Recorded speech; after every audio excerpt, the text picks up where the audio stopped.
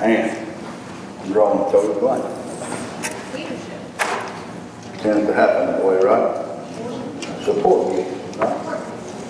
Our second group of gifts we'll look at in the series of support gifts are the gift of service and help. Service and help. Look at a couple of passages tonight, supporting passages. One thing I want you to understand about all these passages we look at, we'll look at one passage tonight that's just used as a reference point.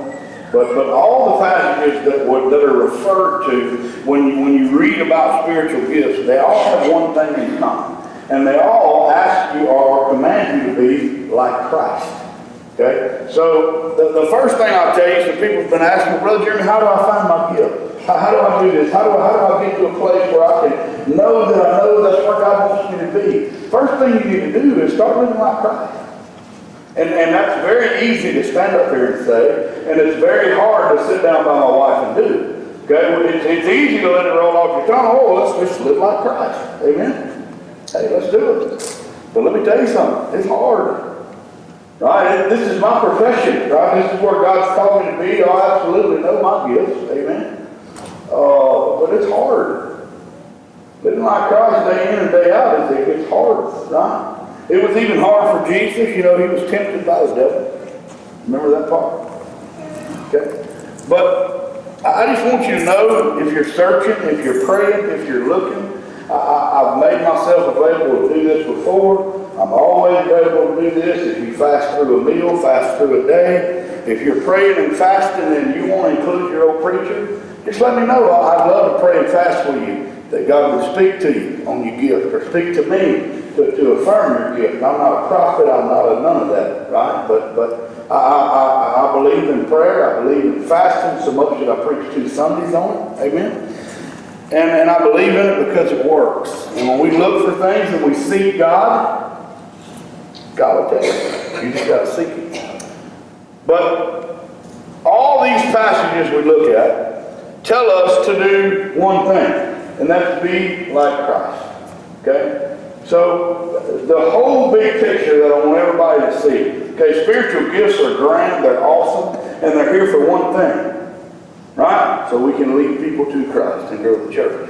Okay? So if we're going to lead people to do that, then we have to live like Christ to be able to do that. Amen? All right, so the first passage we'll look at tonight is Philippians chapter 2. Philippians chapter 2, verses 1 through 7. I know most people here know this, but some people don't. On Sunday nights, it's more laid back, right? I stand out here and just kind of teach, and I'll preach a little bit. I'll get off on a rant every now and then. If Miss Glenna asks me a question about the prosperity gospel and airplanes, I'll just get on down on the deep end. But yeah. We're not going to ask those questions tonight, okay? We want to get out of here on time. Amen? All right. Anybody seen any new videos about old Jesse this week? Keep it to yourself. Let's pray for him. Philippians chapter 2.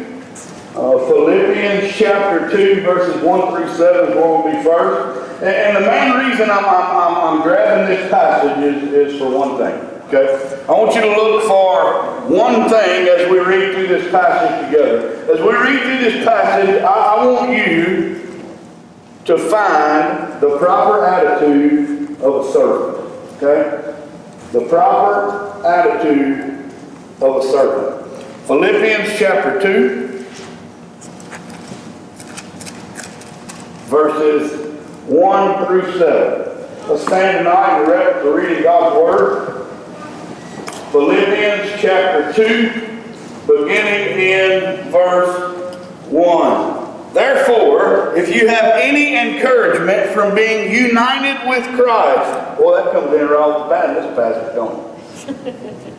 Therefore, if you have any encouragement from being united with Christ, if any comfort from His love, if any common sharing in the Spirit, if any tenderness and compassion, then make my joy complete by being like-minded, having the same love, being one in spirit and of one mind. Do nothing out of selfish ambition or vain conceit. Rather, in humility, value others above yourselves, not looking to your own interest, but each of you to the interest of the others. If your relationship with one another,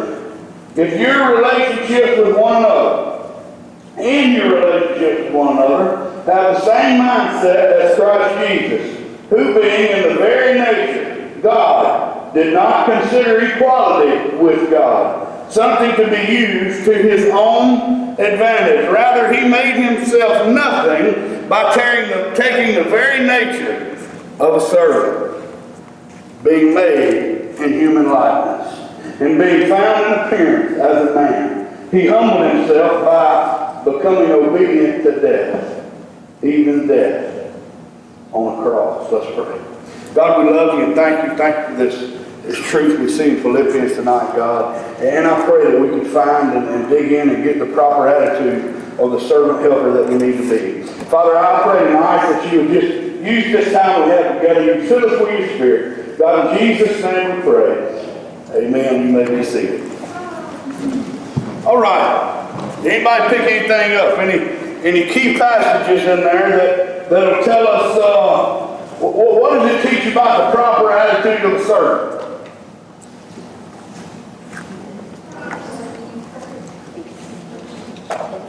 I wish you'd post that little at home while I'm trying to watch football.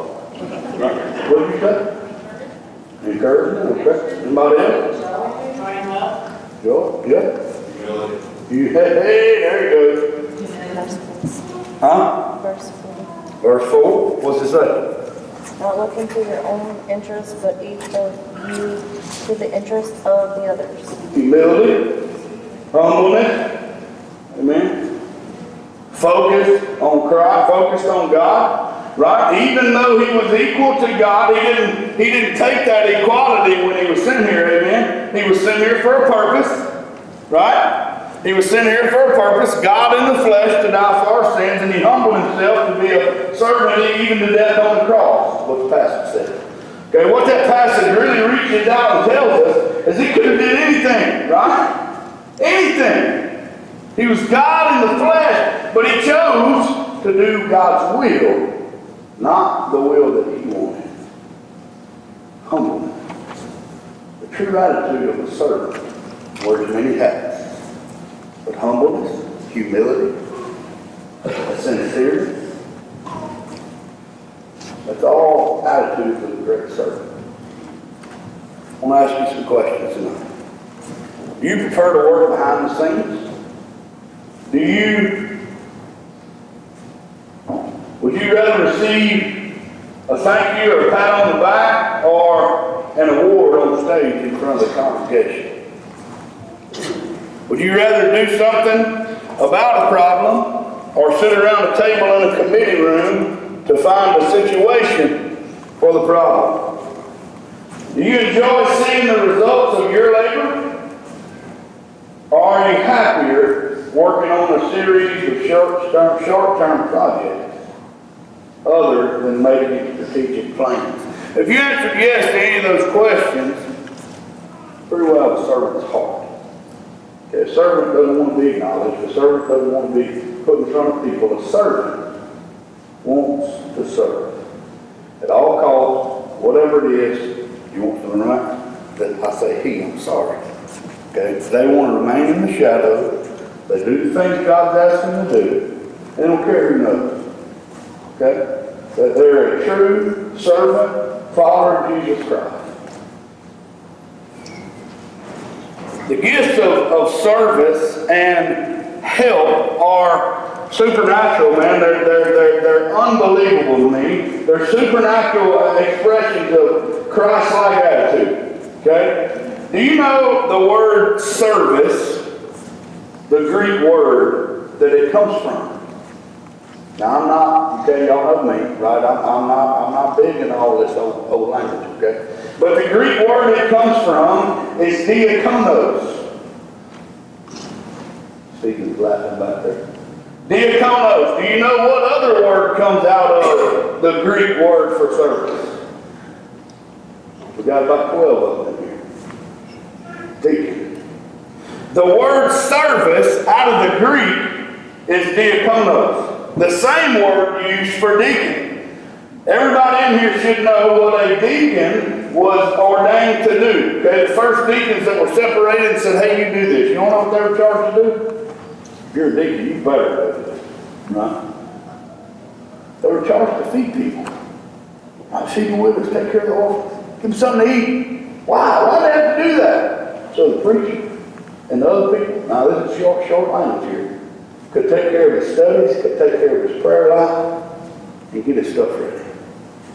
Okay? So I want you to think about something. A lot of people look at service as being leftover gifts. Gifts that are just leftover, right? That's the heartbeat of this church are servants. Okay? We tell you this. We talked about leadership this morning, amen? A leader is only as good as the people he surrounds himself with.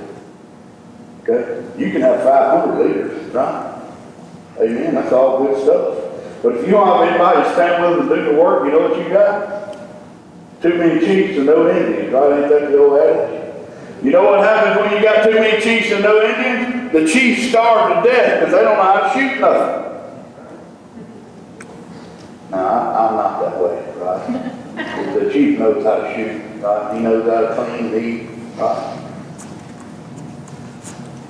But the heartbeat of Christ's church is service. It's not leftover gifts. That's some of the first fruits. First fruits. So as we look at service a little deeper, the word service comes from the same word as deacon. Okay? We all know as deacons, we're here for one reason, and that's to serve. But service does so many other things in the church. Okay? For one, it's assuming and keeping a Christ-like attitude. Philippians 2.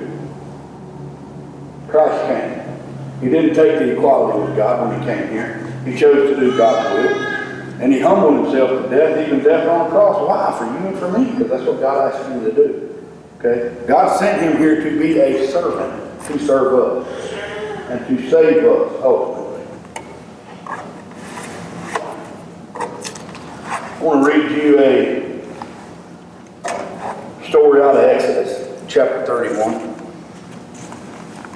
Exodus chapter 31, verse 1 through 6. The Lord also spoke to Moses, look, I have appointed by name Bezalel, son of Uri, son of Hur, of the tribe of Judah. I have filled him with God's Spirit, with wisdom, understanding, and ability in every craft to design artistic works in gold, silver, and bronze, to cut gemstones for mounting, and to carve wood for every work in every craft. I have also selected Oholiab, son of Ahisamach, of the tribe of Dan, to be with him. Exodus 31, 1 through 6. Let me ask you a question. Who built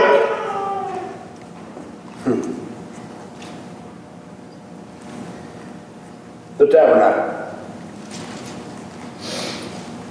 You look at the Old Testament, you look at the tabernacle they built, who built it? Right? Everybody says Moses. Amen? Moses done it, he took care of it.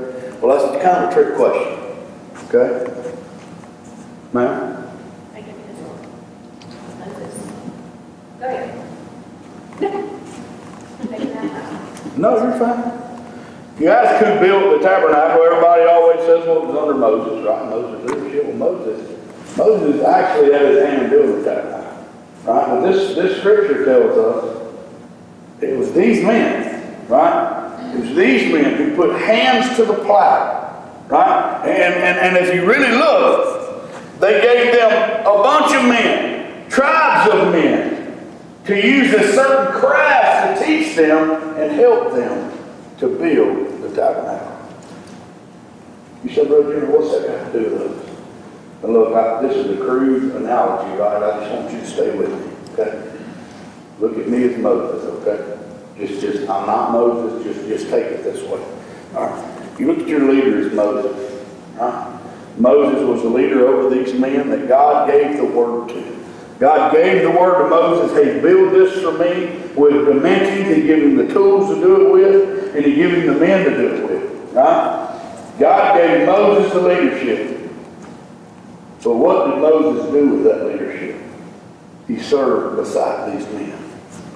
So Moses can get all the things from God that he wants. Brother Jeremy can get all the direction from God that he wants. He can have the best messages ever heard by anybody on the face of the earth. But if he has nobody here to serve with, it falls on deaf ears. He might know anything about honeybees. Where'd nature go when you need it? Right? Honeybees follow one thing. I know Brother Charles knows this. Does anybody else know what honeybee worker bees follow? The queen. The worker bees follow the leadership of the queen. Without a queen, what happens? You got no hive. So this is what I want everybody to start gathering from spiritual gifts, okay? We're going through each one of these gifts to build on the foundation a little more, a little more, a little more, a little more. You have leadership in the church, okay? Then you have servants and helpers inside of that leadership, okay? Now, why is that important? You read in Exodus chapter 31 that these men all had these talents, right? They needed direction, but all these men had a vision. And it was the same vision they shared with Moses. He said, Brother Jimmy, that's the dumbest thing I ever heard in my life. Well, think about this. Brother Jimmy's got a vision. Okay? And I'm not talking about sitting in a TP, big chief, getting a vision from the Spirit, right? That's not it. I'm talking about a vision from God about what this place is, what this place is supposed to be. A short-term, long-term goal, what we should be doing with this. Okay, and a lot of you know what that is. We love God, we love people. We preach the gospel, we share the good news. We do everything we can to help people in the community. We have as many events as we can. We have a good time, right? The preacher drives his car off a dirt hill like a fool. You know what I mean? We just have a good time. And we do it and we show the world, hey, we can do this and be Christians and have a good time. That's our vision. Okay, we are here to reach the masses for Jesus, not for us. For Jesus. Now, if the pastor doesn't share that vision with the deacons and the teachers and the servants of the church, then what do we have? Max confusion. Think about it. You ever walked up to an ant hill? I know everybody in here done this, right? And just kick the top off of it. What happens? Ants go everywhere. You know what happens? They rebuild the nest. They rebuild the hill. Because everybody in that ant hill knows their job. And knows what they're supposed to do. And they know everywhere they're supposed to do it. And they know what they're going to grab today. And they look at ants ain't real smart. Okay? They're just not. But you know what? They know what they're supposed to do. And they don't fight it. They do it. Now, if it's not that hard for an insect, right, why should it be so hard for us? Think about that.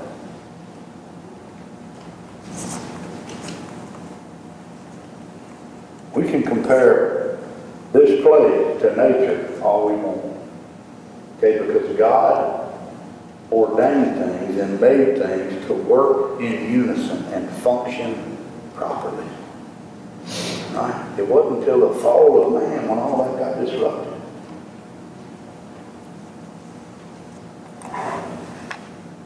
Somebody in here have the gift of service. All right, I can tell you now. I was looking across here and start calling out names of people who are servants and helpers in the church. I'm not going to do that. Okay? I'm just not.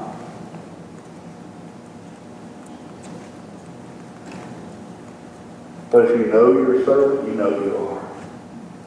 And you didn't answer yes to one of those questions at the beginning of the message. You answered yes to almost every one of those questions at the beginning of the message. Okay, because you serve not for you. You don't serve for the leadership. You serve for something way bigger than all of us. And you know your place, and you know where you're supposed to be.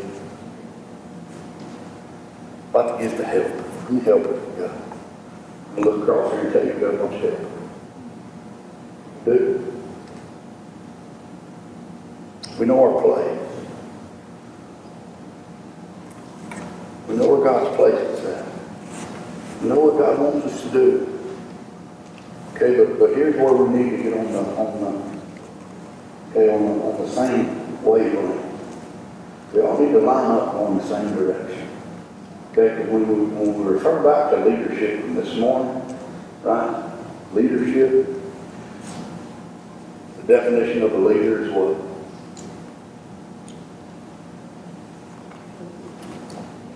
Come on now. You wouldn't hear me, John, that you can't. What is the definition of a leader? Someone who leads. Thank you. What's the definition of lead?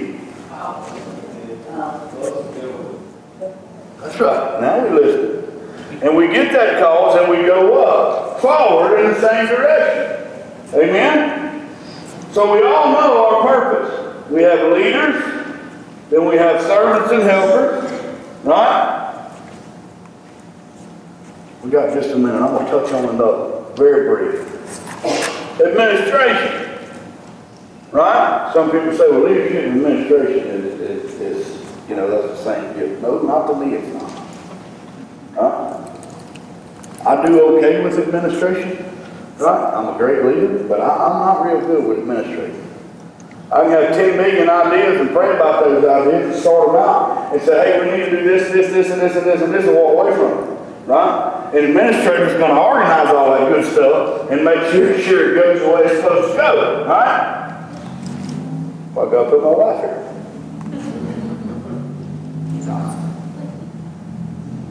I'm going to give you administration and leadership. Leadership, we see the big picture, right? But we hate the details. Right? We walk up to a piece of property and say, we're going to be able to stand right there. Turkey's going to roost over there. We're going to put our corn pile over here. And right back over on top of that heap, we're going to build our camp. We got vision. Amen? Leaders have vision.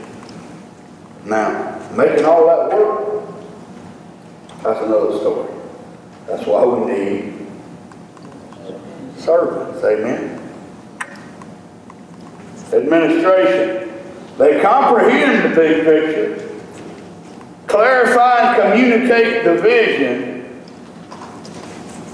and marshal the resources to the servant. But there's many, many things that make the church go around. And when I say church tonight, I mean the church. And I don't mean just this building tonight. I mean the whole church. I mean the church outside of this church. You, yourself, your body, your family, the church. Just inside of your household, you have to have leadership. You have to have administration. Okay, you have to have servants. You have to have helpers. Right, and we're going to go right on down the line. Okay, you have to do all of these things inside your own home every day, which is the church. You are the church. Amen. We are the church.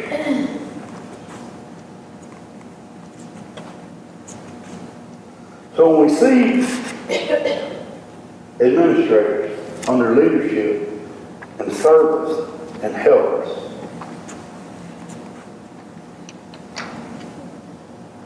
I'll close with this. Churches are full of people gifted with the gift of service and help and administration, leadership. Full of them. Pews are full of people that are serving. Here's where the work comes in. Get them out of the seat to share the vision of leadership. Get them out of the seat to work for the service.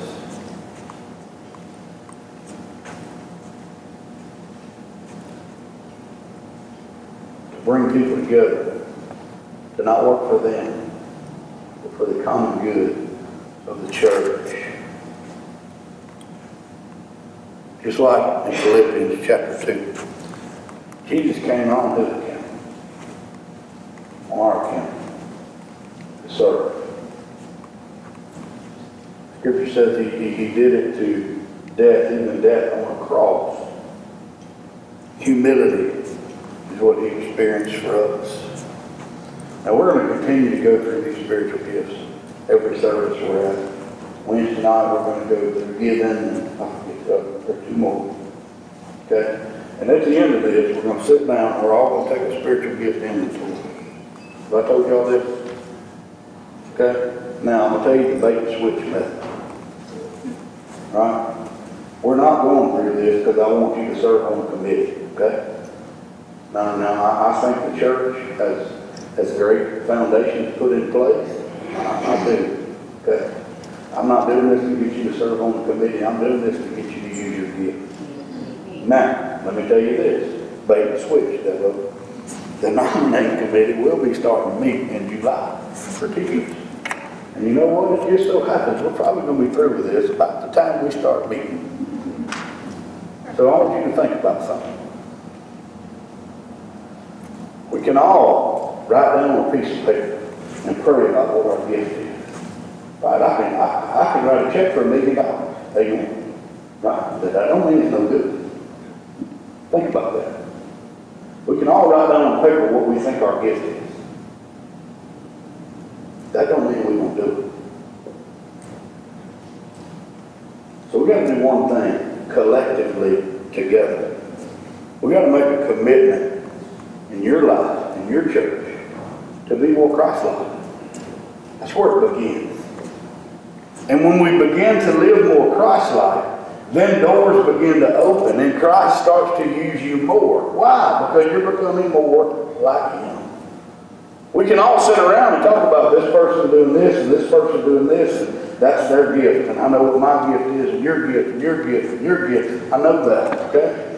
But you know what? You don't need me to know that. You need to know that. And God will reveal that to you. Any questions?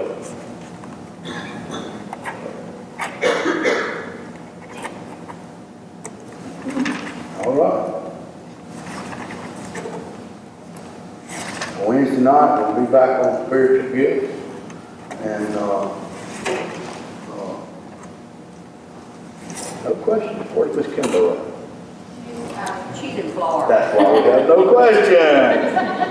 All right, Miss Kimbo asked me the other night, hey, what kind of nails did you put Jesus on the cross? She didn't really ask me that, but that's the sort of question she asked me, right? Impossible thing to answer on the spot, right? I want to tell her 10 things double headed so they can pull them out. Right? No. I love Miss Kimbo and everybody else's questions, amen. We don't, let me tell you this. The only dumb question is the one you never ask. That's right. Right? That's a bunch of them. That's right. That's right. No shame in our game. Y'all remember when that Sunday morning I was in the middle of a message, the girl about halfway back said about where Miss Noe is back there. In the middle of the sermon said, ask me a question on Sunday morning. That was pretty weird. You probably asked. Huh? You probably said something she didn't ask. Hey, she needed an answer, right? I've seen people stand up in the middle of the service, walk down the front, preach says, what are you doing? They say, I need to get saved. We shut it down. Don't stop on counting me. Amen. All right. We thank y'all for coming tonight. I know Sunday nights is a little more laid back. We have a little fun, we laugh, and I interact with y'all. And y'all interact with me. I like it. Look, I want you to do something for me, and I tell you this every time since we started this. This is the 4th time I'm going to tell you this. Okay? Please, please, please get in your word. Remember the whole, if you wasn't here for the basic spiritual discipline sermon series, go back. Go to YouTube, right? Go to the podcast and listen to it. We put it on there for people to listen to. Go back through it if you need to. That was last Sunday. Yes, ma'am. It started last Sunday and then Sunday night and then Wednesday night. Yeah. All three on. Yeah. Yes, ma'am. They all. Yeah, Brother Steve, we got them all on there. And he's got me going tonight again.